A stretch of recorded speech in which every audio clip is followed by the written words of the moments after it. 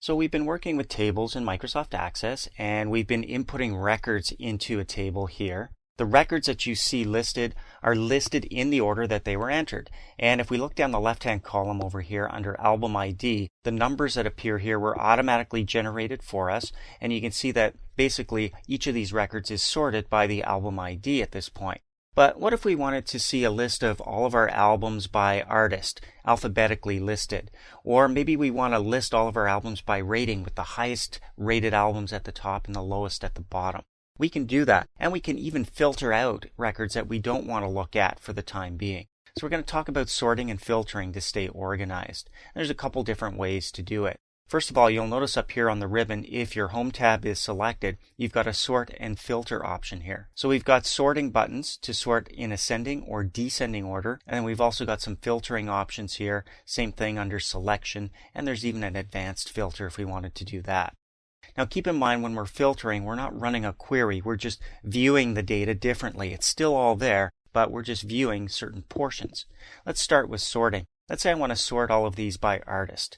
Well, one way to do it is just to go to the column heading here on the right hand side and click on the drop down. Now when I do that, I'm going to see those sort buttons, sort A to Z, that's my ascending order, and my descending order is right below it.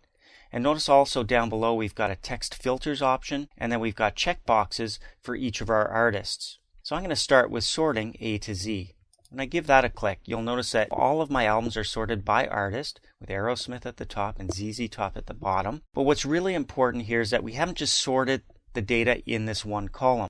Each of the records has been sorted. Look at the album IDs, they're all jumbled over here. We wouldn't want to just sort this column and then leave all of the other columns the same, then we'd be messing up which artist belongs to which album title and which rating, etc. So the records are staying together as we sort on a specific field. Now you also notice that next to the drop down arrow there's now that little arrow pointing upwards indicating that there's a sort on here, or that there has been a sort. Let me show you what I mean. Let's do it by rating now. So we have the highest rated albums at the top. We'll click the drop down and we'll do largest to smallest this time. So everything gets resorted now. You can see the 5s at the top, and then the 4s, the 3s, and the 2s at the bottom. But the other thing that's happening here, because we did a sort on artist, is that all of the 5s are also being sorted alphabetically by artist. So in effect, what we're doing is a multi-level sort. Now let's take it a step further and do a little bit of filtering now. Back to the ratings. I want to see all of my albums sorted by rating and then alphabetically by artist, but I only want to see the 5s and the 4s. I'm not interested in anything below a 4. So I may want to go up to a filtering option here.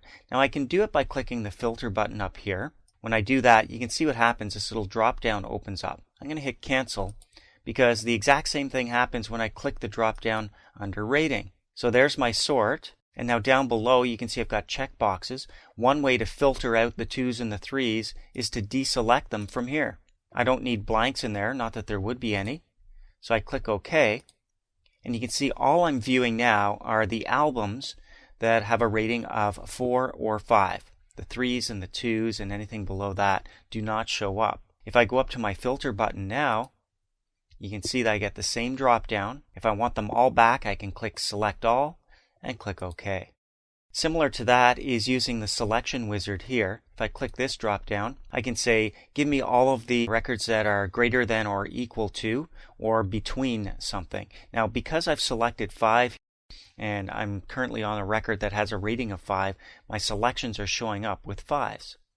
How about all the ones that don't equal 5? When I click that, I'll see the 4s, the 3s, and the 2s, but no 5s. Then I've got this toggle filter button now that's shown up so I can remove the filter and get them all back. So lots of different ways using sorting and filtering. Keep in mind when you want to remove all of the sorts that are going on here, we've only got 2, rating and then artist, but we can remove all of those sorts by clicking the clear button. You'll know that all of the sorts now have been cleared. First of all, the album IDs are now back in order over here, and you'll notice that those little arrows have disappeared next to the drop-down arrows on the columns that we were sorting. So if you want to stay organized while you're entering data into a table, you only want to see specific information. Even though it's still all there, you can filter it out. You can get it organized by using the drop-downs or by using the sort and filter options found up here on the ribbon.